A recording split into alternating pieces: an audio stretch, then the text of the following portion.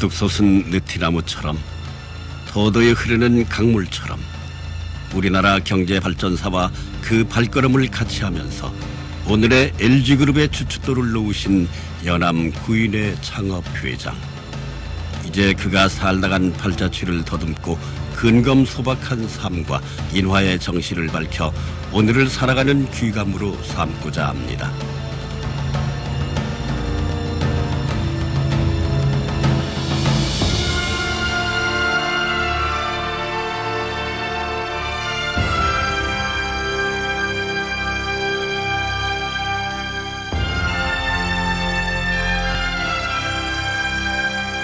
경상남도 진양군 지수면 승내리, 방어산이 병풍처럼 펼쳐지고 염창강의 잔잔한 물줄기가 흐르는 조용하고 평온한 승산마을. LG그룹 연암 구인의 창업회장은 그곳에서 재소공과 진양아씨 사이의 장남으로 태어났다. 이때가 1907년 8월 27일이었으니 연암은 8월의 따사로운 햇살과 정기를 받으면서 온 가족의 축복 속에 이 땅에 첫 울음을 질러댄 것이다. 연암의 아명은 정득이었으니 이는 정민원의 옥동자를 낳았다 해서 붙여진 이름이다. 연암의 가정은 엄격한 유교적 가풍을 이어받아 규범을 중시하면서 아이들에게는 늘 부모에 대한 효와 형제간의 우애를 강조하는 집안이었다. 연암이 태어나던 때는 국군이 쇠하고 민족의 주권이 위에서에 넘어간 암흑의 시기였다. 연암의 할아버지 만회 구연오공은 일찍이 대과에 급제해서 고종의 총애를 받으면서 홍문관 규리와 시독으로 공직했던 유생들의 존경을 받는 학자였다. 그러나 만회공은 나라의 운명이 그릇되어감을 깨닫고 귀골에서 한 수를 남긴 채 후련히 낙향하여 초야에 묻혀 지냈던 것이다. 이러한 집안 분위기 속에서 연암은 어린 시절부터 효성이 지극하고 동생들을 생각하는 마음이 남다른 아이로 자랐다.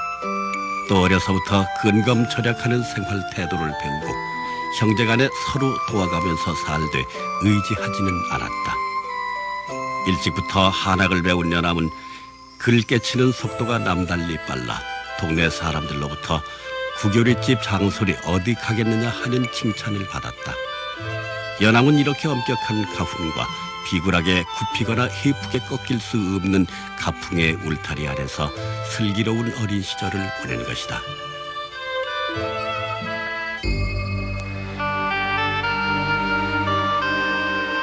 연암의 나이 13살이 되던 1919년, 이때는 전국 방방곡곡에서 기미 독립 만세운동이 일어난 해이다. 연암이 살던 영남 지방에도 만세운동은 비켜가지 않았다.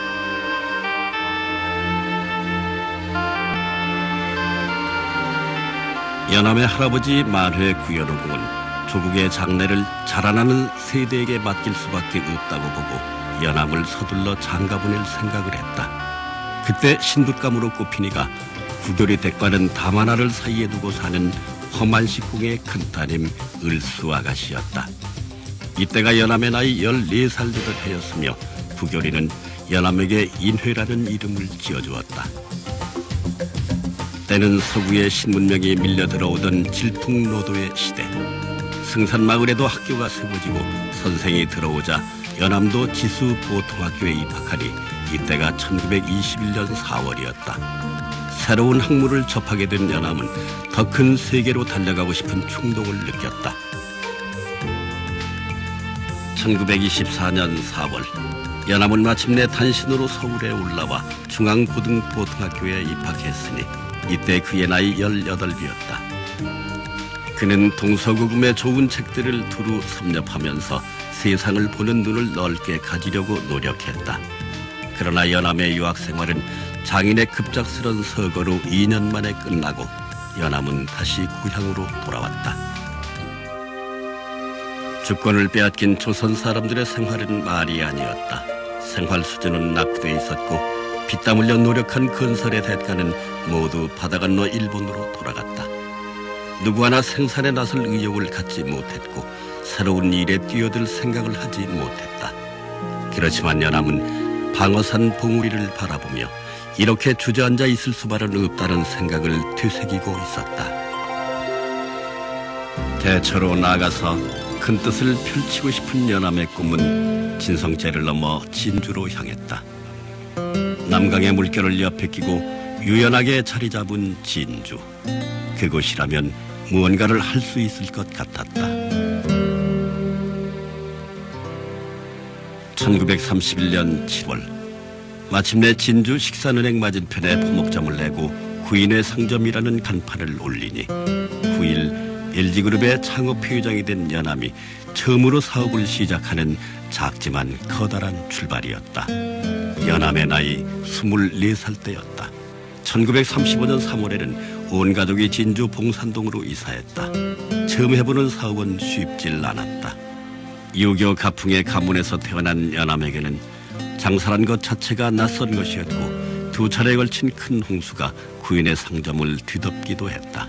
연암은 앞을 바라보는 지혜와 고객으로부터 얻은 신용을 바탕으로 구인의 상점을 주식회사 구인상회로 발족시키고 진주 유수의 기업으로 키워나갔다.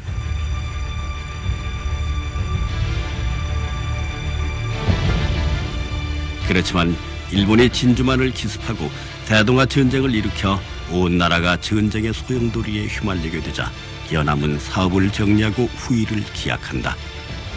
원자폭탄이 투하되면서 일본은 항복하고 1945년 8월 15일 해방을 맞이하게 된다. 이미 사업의 길을 나선 연암도 이제 다시 기지개를 켤 때가 된 것이다. 부산으로 이사한 후 국내 최초로 무역업 허가를 받고 조선흥업사를 설립하여 새로운 사업을 모색하던 연암은 1947년 화장품 제조회사로 락키화공업사를 설립했다.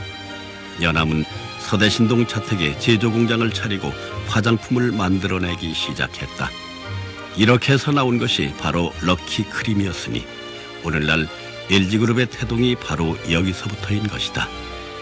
럭키크림은 소비자의 높은 호응을 얻으면서 날개 돋친 듯이 팔려 나갔다.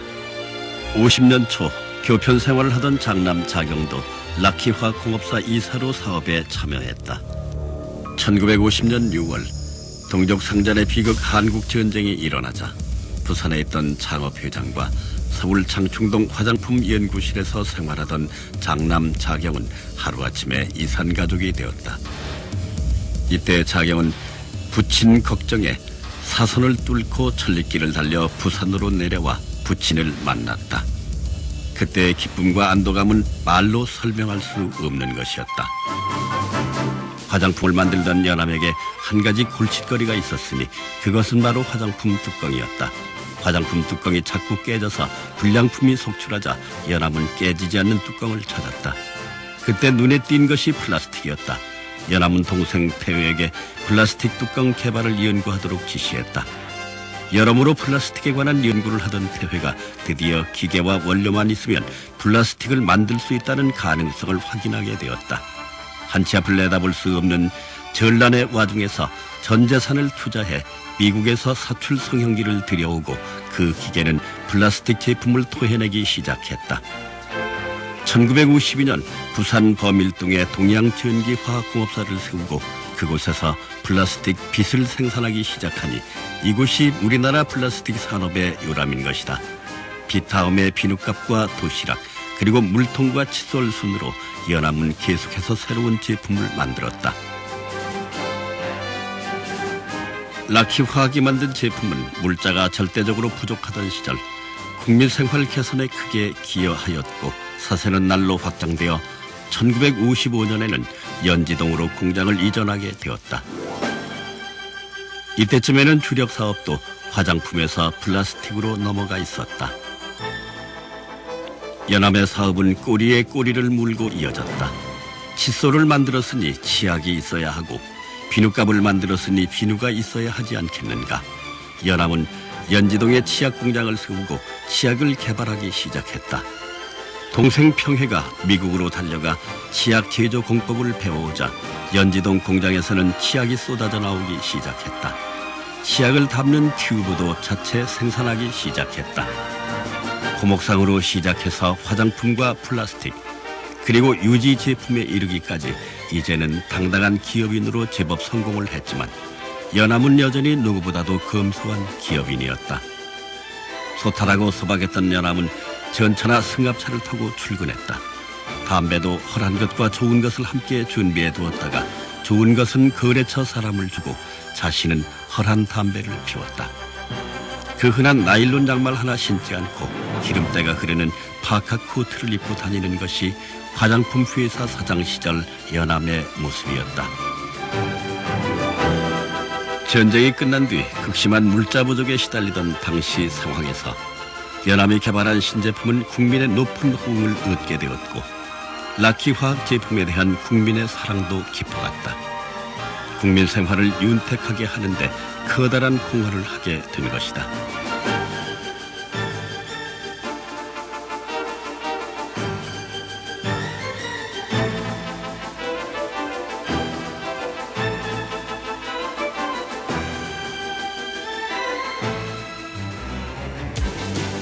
플라스틱 제품 생산으로 적지 않은 성과를 거두었던 연암은 플라스틱 계열 제품으로 시야를 넓혀 1954년 10월 연지동 공장에 160여 평 규모의 비닐 제품 생산을 위한 건물을 짓고 일본 롤사로부터 들여온 캘린더 롤 1대, 믹싱 롤 1대, 워밍 롤 1대 등 비닐 제품 제조 라인을 설치하여 11월부터 생산에 들어갔다.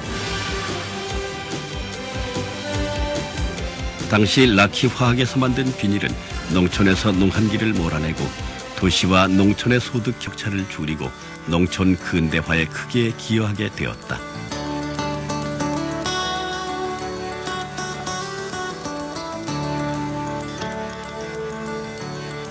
57년 1월부터는 비닐 장판이 생산되었는데 수명이 길고 보온 효과가 커 전국에서 큰 인기를 끌었다.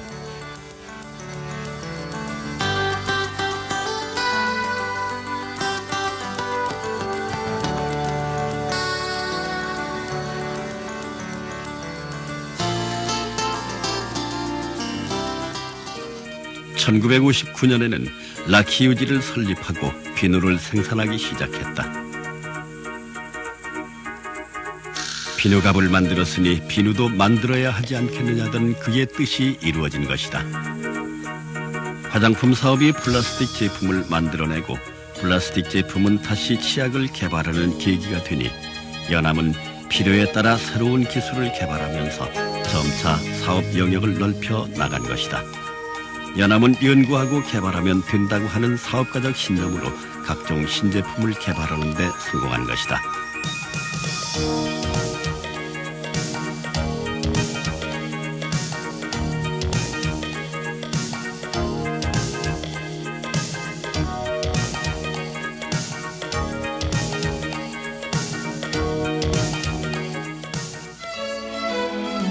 이에 앞선 1958년 연암은 난생 처음 외국 여행길에 오르게 된다. 그 옛날 푸근의 꿈을 안고 서울중앙고구에 입학했던 때처럼 그리고 큰 뜻을 품어 진주로 향했던 때처럼 연암은 그의 시야를 더 넓히기 위해 세계로 향했다. 연암은 미국과 일본, 유럽 여러 나라를 돌아보면서 눈부시게 성장하는 선진국의 모습을 눈으로 확인했고 기업인으로서 나라를 위해 해야 할 일이 무엇인가를 절실하게 깨우치게 된 첫 해외 여행인 것이다. 1958년 10월 연암은 전자산업 진출에 큰 뜻을 세우고 금성사를 설립했다.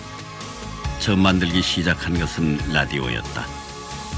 좁은 목표로 살아가던 어려운 시절에는 우리 국민에게 절실하게 필요했던 생필품 생산에 진력했지만 이제는 본격적으로 국민 생활을 윤택하게 하는데 눈을 돌리게 된 셈이다.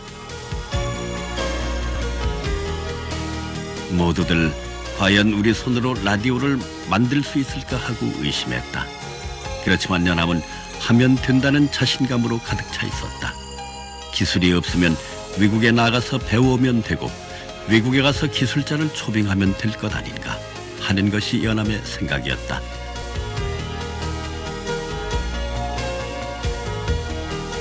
금성의 기술진이 낮밤을 세워가며 고생한 끝에 그해 8월 국내 최초의 라디오인 A501이 만들어졌다.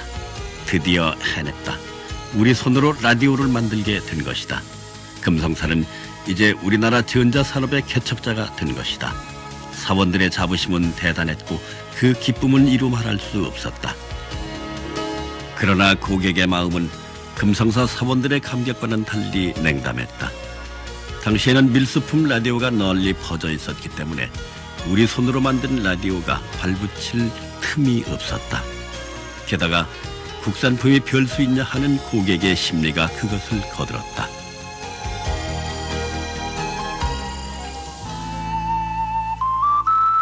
(1959년) 금성사가 라디오 최고로 고전하고 있을 때 연암에 붙인 춘강 구제서공마저 세상을 떠나자 연암의 집안은 큰 슬픔에 쌓였다. 그 옛날 연암이 사업을 하기로 작정을 하고 그 뜻을 아뢰었을 때 한편으론 걱정하는 마음을 품으면서도 한편으론 대견한 아들을 믿고 당시로는 거금인 2,000원을 손에 쥐어주시던 부친 춘강공. 연암의 슬픔은 하늘에 닿았다.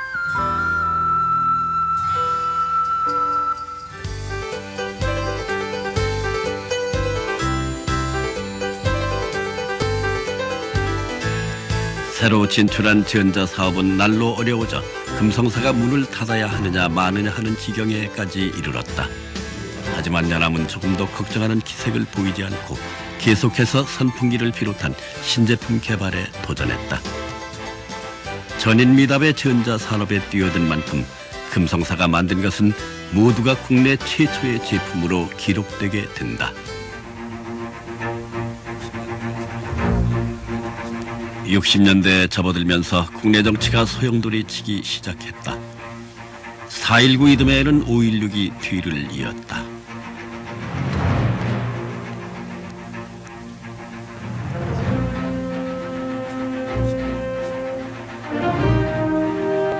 (1961년 7월) 박정희 국가재건 최고회의 의장이 금성사를 방문했다. 이때 금성사는 밀수품 단속이 시급하다는 건의를 했다. 그로부터 대대적인 밀수품 단속이 시작됐고, 그리고 그것은 금성사 라디오 판매에 숨통을 트이게 하는 계기가 됐다.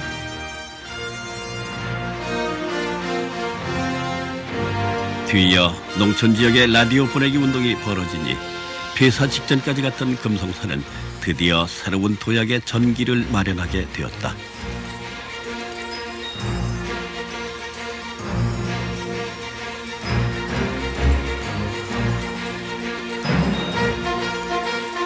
금성사는 곧이어 전화기 제품 개발을 시작해 국산 전화기를 만들어내기 시작했다. 물론 전화기 생산도 국내 최초였다.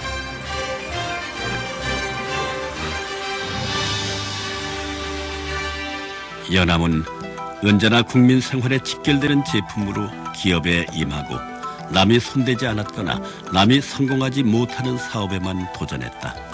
그래서 사람들은 연암을 가리켜 산업의 개척자라고도 하고 항상 새로운 것에 몰두하는 호기심 많은 사람이라고도 했다.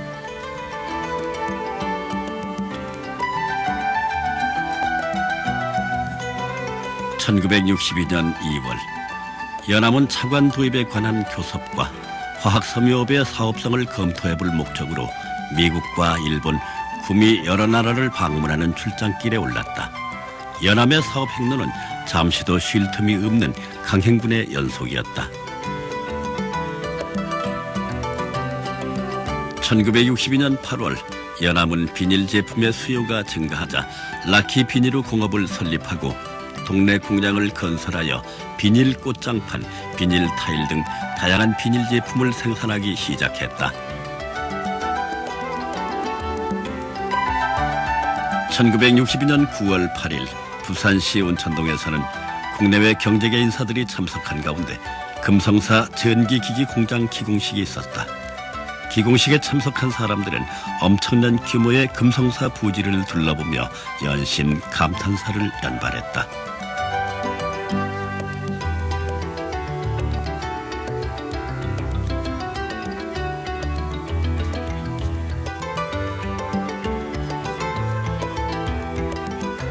우리 손으로 직접 라디오를 만들겠다며 연지동 공장 한 구석에서 시작한 금성사는 선풍기, 전화기를 만들며 어느새 화학 분야와 함께 주력 사업 중의 하나로 성장한 것이다. 플라스틱 가공과 유지 공업을 위주로 한 락키 화학과 전기, 전자산업을 담당한 금성사는 장차 LG그룹의 양대 축으로 한 걸음 한 걸음 힘찬 발걸음을 내디디게 된 것이다. 연암의 왕성한 창의력과 추진력이 의욕 넘치는 경제개발 계획과 맞물려 성장과 발전을 거듭했고 오늘날의 LG그룹의 형태를 어느 정도 갖춘 모양이 되어 있었다. 연암은 틈만 나면 기술 개발을 역설했다. 아무리 기계 시설이 좋고 적합한 원료를 확보했다고 하더라도 기계를 가동하고 제품을 만들며 품질의 성능을 좌우하는 것이나 생산 능률의 높고 낮음을 정하는 것은 사람의 손이라는 것이 연암의 기업 철학이었다. 따라서 연암은 공장을 세우고 기계를 도입하는 데는 큰 돈을 아낌없이 투자하면서 유능한 기술인을 영입하는 데 필요한 경비를 아끼는 것은 본말을 잊은 것이라고 주장했다. 이런 연암의 경영 철학이 기술의 상징 금성을 만들어낸 것이다.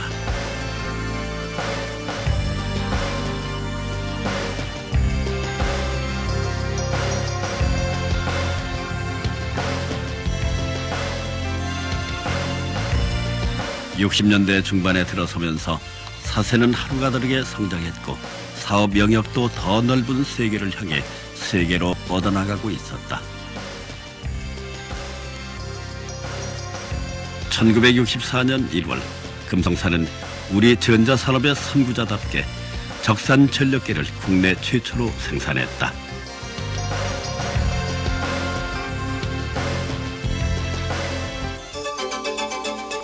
연암은 누구에게나 신용의 기업인으로 인정받았다. 신용은 그 옛날 진주에서 포목상을 할 때부터 연암의 사업 미천으로 굳어져 있었다.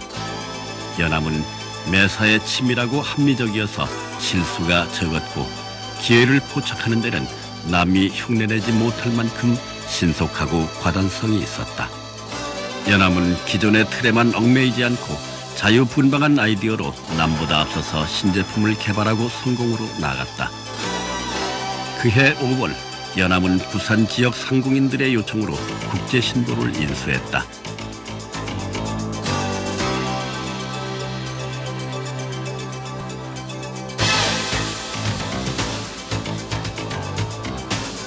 (1964년 11월에는) 금성사가 국내 최초로 자동 전화 교환기 생산을 시작하니 금성사는 통신산업 분야에도 진출하게 된다. 어떤 이는 연암의 인품을 외유내강이란 말을 빌어 표현했다. 소탈한 얼굴에 넉넉한 미소로 늘 친근감 있게 사람을 대하는 연암이었지만 사업을 추진할 때는 불같은 힘이 넘쳤고 위기가 닥쳤을 땐 결연하게 맞섰다.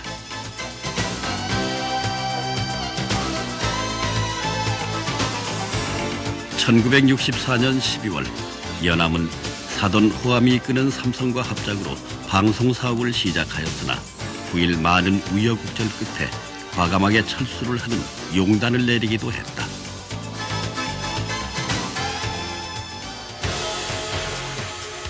(1965년에는) 금성사가 국내 최초로 냉장고까지 생산하게 되니 우리나라 전자산업은 금성사의 성장 속도만큼 그 폭과 깊이가 넓어졌다. 5.16이 일어난 뒤 한국경제인연합회가 만들어졌다. 연암은 20명의 회원 중 한 사람으로 이 단체에 참여했으니 이미 우리 경제를 주도하는 위치에 서 있었던 것이다. 1966년 4월 하이타이라는 이름으로 우리나라 최초의 합성 세제가 만들어졌다. 1966년 4월 경기도 안양의 한국 케이블 공장이 준공되었다.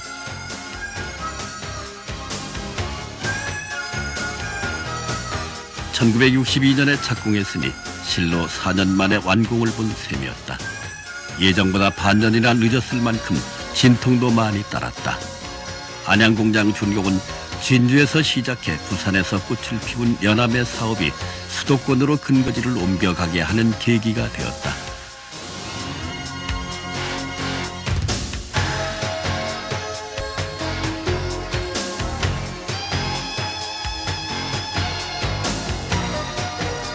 (60년대에는) 본격적인 경제개발이 추진되면서 발전시설과 송배전시설이 나날이 늘어났고 농어촌 전기 공급과 각종 최신 사업으로 전선 수요가 폭주하고 있었다.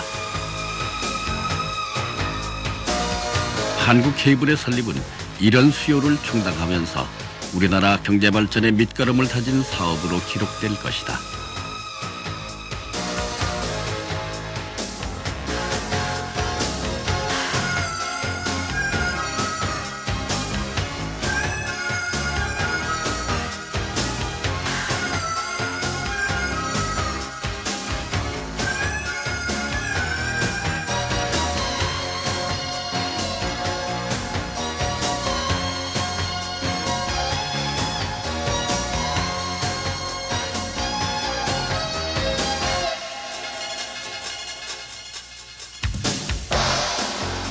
갖가지 제품 개발로 기술력을 축적한 금성사는 드디어 1966년 흑백 TV 수상기를 국내 최초로 생산하니 국민의 생활은 더욱 다양하고 풍요롭게 되었다.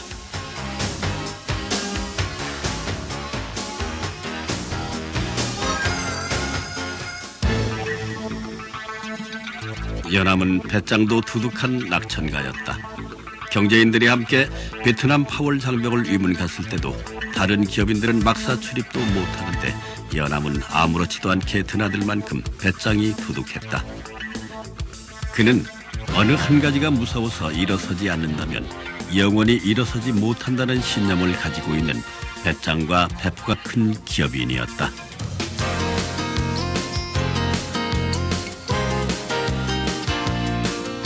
(60년대) 중반에 접어들면서 연암은 또 하나의 야심찬 프로젝트를 기획했다. 민간 기업으로서는 처음으로 정유 사업에 뛰어든 것이다. LG그룹이 처음 민간 정유 사업에 뛰어든다고 선언했을 때 정부는 별다른 반응을 보이지 않았다. 그렇지만 연암이 한 걸음 한 걸음 사업을 준비해 나가자 이번에는 정부가 서둘러 제2정유사업자 공모 공고를 냈다.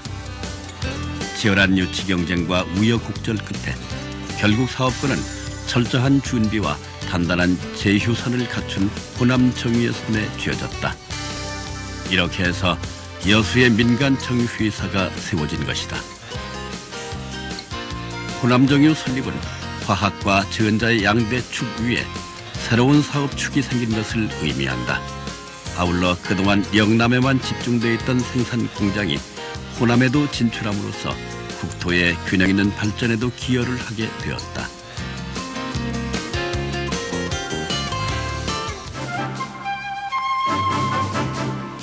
(1967년 3월 4일) 르뷰케 서독 대통령이 금성사 온천동 공장을 방문했다.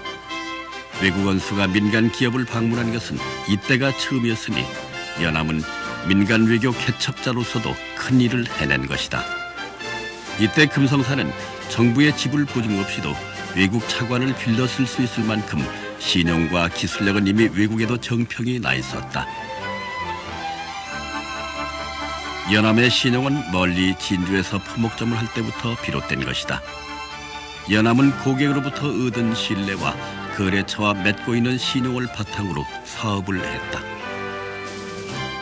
연암은 신용과 치밀함 그리고 기회를 놓치지 않는 과단성으로 모든 사업을 성공적으로 이끈 것이다.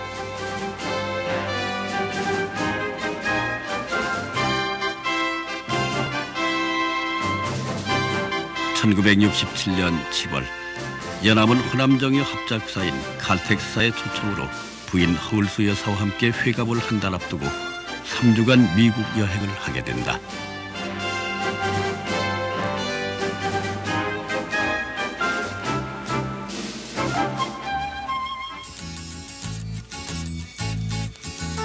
(1967년 8월 27일) 이날은 LG그룹 연암 구인의 창업 휴의장의 회갑날이었다. 연암은 칠순잔치나 하면 되지 회갑상이야 받을 게 있냐고 생각했지만 노모께서 간절하게 아들의 회갑날을 챙기는 것을 보고 어쩔 수 없이 회갑잔치를 차리게 되었다. 워커힐 한국관에서 벌어진 회갑잔치는 연암의 행복한 가정을 상징하듯 성대하게 베풀어졌다.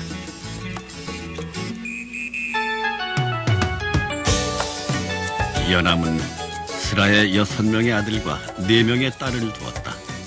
또 5명의 동생들도 그의 사업을 도왔다.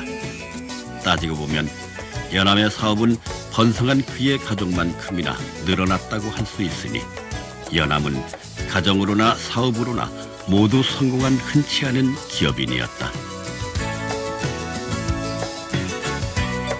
그는 형제간의 우애가 있어야 하고 가정이 화목해야 한다는 가풍을 사업에도 적용해서 인화의 기업을 만들었다.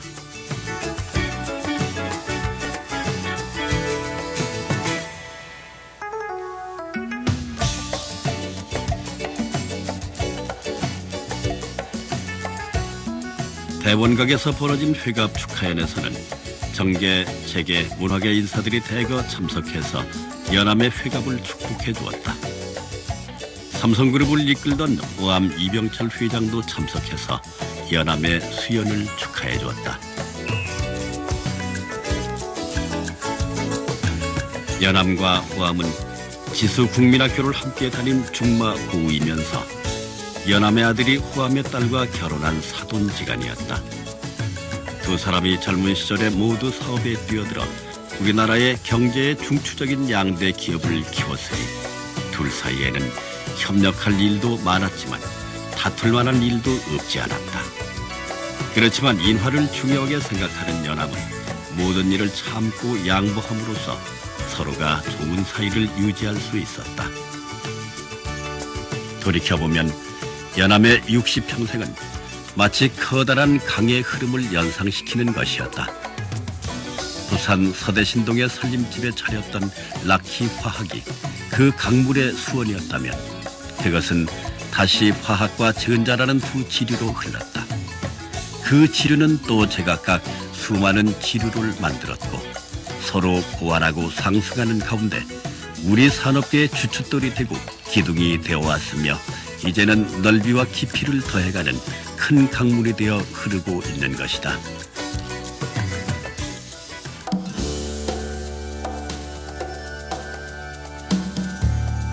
(1950년대) 후반 건강과 사교를 위하여 시작된 연암의 골프회원은 대단했으며 많은 일화를 남겼다. 연암은 친지들에게도 골프 권하기를 언제나 잊지 않았으며 회사 임원들과도 골프장을 자주 찾았고 때때로 사내 골프대회까지 열어 많은 직원들이 참여토록 하기도 했던 연암에게 골프는 건강과 사교의 차원을 넘어서 삶의 기쁨으로 승화되었다. 1968년 3월 연암은 한국 컨티넨탈 카본을 설립하여 연산 2만 3천 톤 규모의 부평 공장에서 타이어 튜브, 신발 위의 고무 배합용 원료인 카본 블랙을 생산하게 되었다.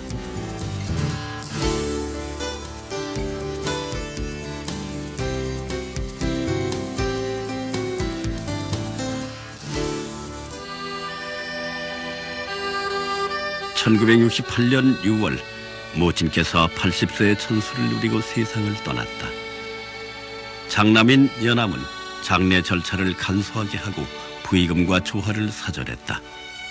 연암은 맏아들로서 모친의 생전에 조석으로 문안드리기를 잊지 않았으니 연암의 효심은 대대로 내려오는 가풍인 것이다. 1968년 연암은 진주시의 연암도서관을 건립해서 기증했다. 원래 연암은 회갑을 맞이해서 무언가 뜻이 있는 복지사업을 할까 생각하고 있었다. 여러 가지 사업 중 공공도서관 건립 사업이 가장 눈에 띄었다. 연암은 자신이 사업가의 길을 걷기 시작한 진주에 도서관을 건립 기증한 것이다.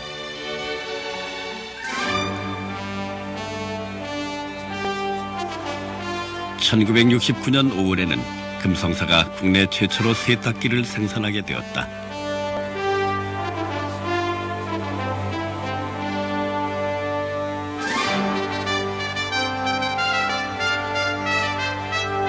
1969년 6월에는 우리나라 민간 기업으로 최초인 후남정유 여수공장이 준공되고 오늘날 LG그룹의 에너지 분야와 석유화학 산업의 기틀을 마련하게 되었다.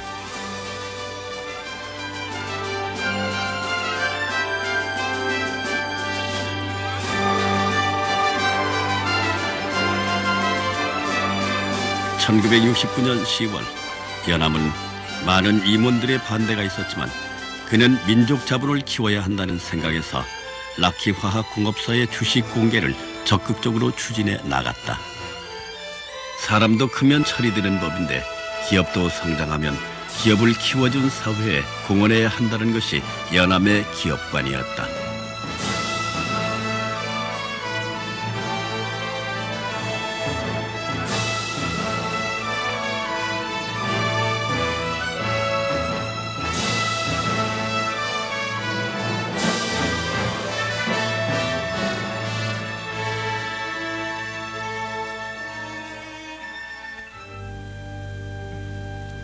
(1969년 12월 31일) 칠흑 같은 섣달 금음날의 밤하늘엔 언제부터인지 눈이 내리기 시작했다. 그리고 마침내 큰 별이 쓰러졌다.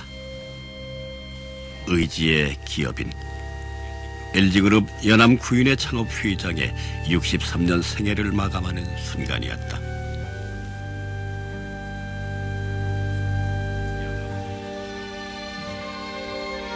장남인 자경을 비롯해 온 가족이 지켜보는 가운데 연암은 그렇게 후련히 우리 곁을 떠나갔다.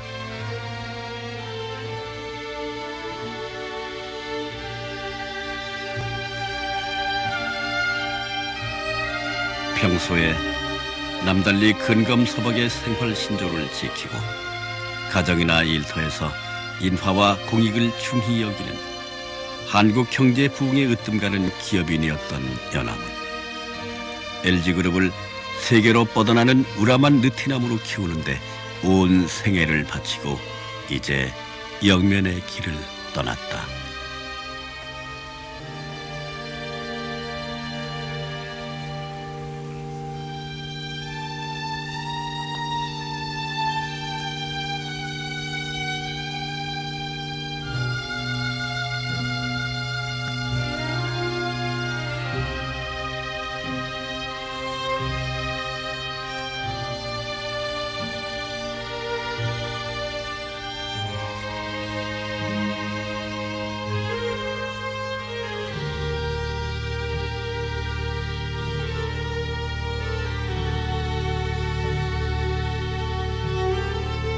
(1970년 1월 4일) 연암은 장남 자경과 가족, 친자식처럼 생각했던 LG 임직원, 그리고 각계각층의 인사가 모여 그의 죽음을 애도하는 가운데 경기도 용인군 기흥면 하갈리 유택에 안장됐다. 그리고 1983년 다시 부산 동래구 온천동 금정산 자락 양지바른 중턱에 영원한 유택이 마련되었다.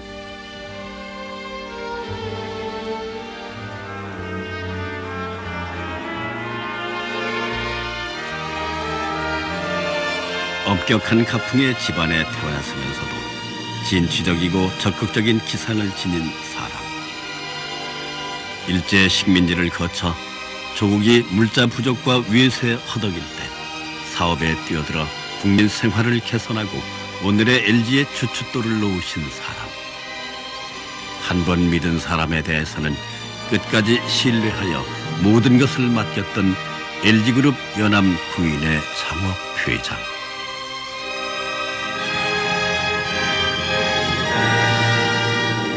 그의 근검소박한 삶과 인화의 정신은 LG그룹과 함께 영원히 남게 될 것이다.